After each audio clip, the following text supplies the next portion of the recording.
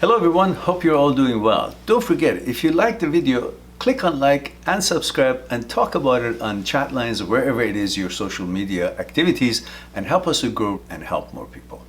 I'll talk to you soon. So sometimes I say that that's okay that she moved on so fast. And other times I say, how can she left me that quick after 4 years?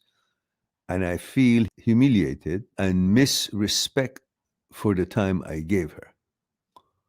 Well, first of all, she didn't leave you move on right away. She's been thinking about it for the past 4 or 5 months or 3 months. She just didn't tell you. Most women, of course, there are exceptions, but most women do not make a change unless they have a replacement.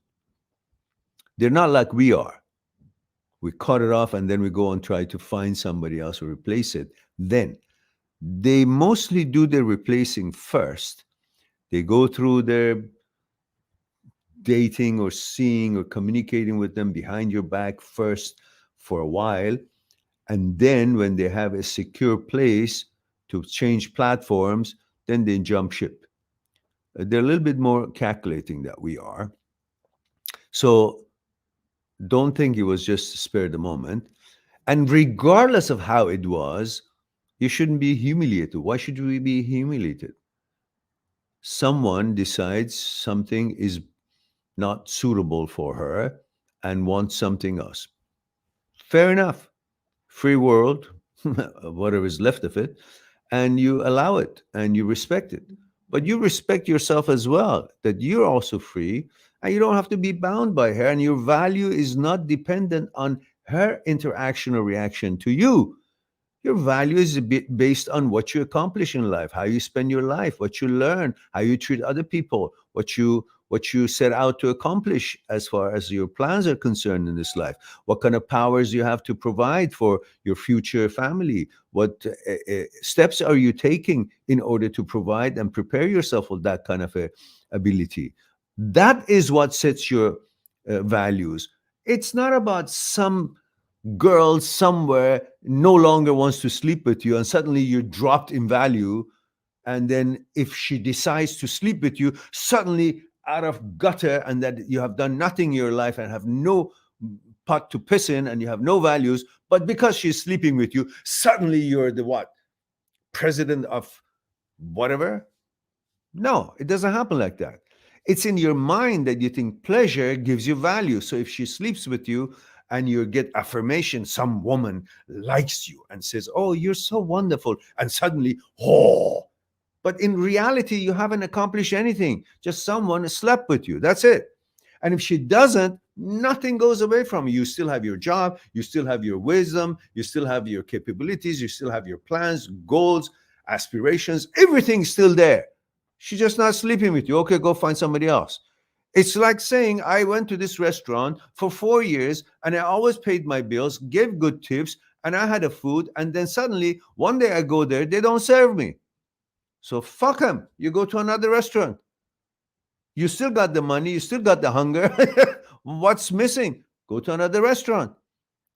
But no, this restaurant has to serve me so I feel good about myself. I'm disrespected. I'm humiliated. Why should you be humiliated? You got the money, you got the hunger, you got the capability, you can go spend it somewhere else.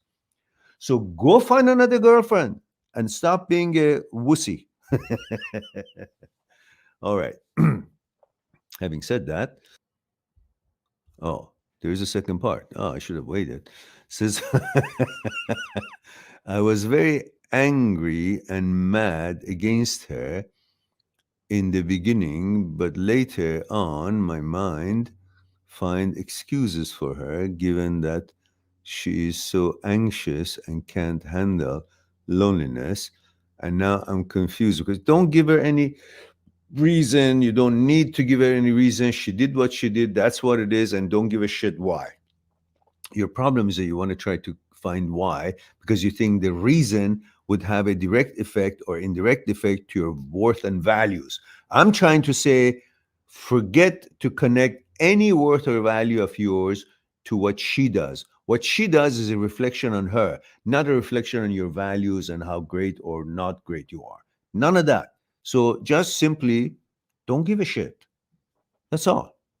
Don't be confused. Don't try to find any reason. You don't care. You don't care about the why. I don't care why. The fact is, she's not here. She's not offering what she can offer, what she did offer, whatever, however, interaction was to me anymore. Therefore, if she doesn't, then I don't care about that, what she does. She can do whatever she wants. I remember my father once told me, God bless his soul, he's not here with us. Always loved him, learned a lot from him. One day I had some relationship problem, I guess was my, anyhow.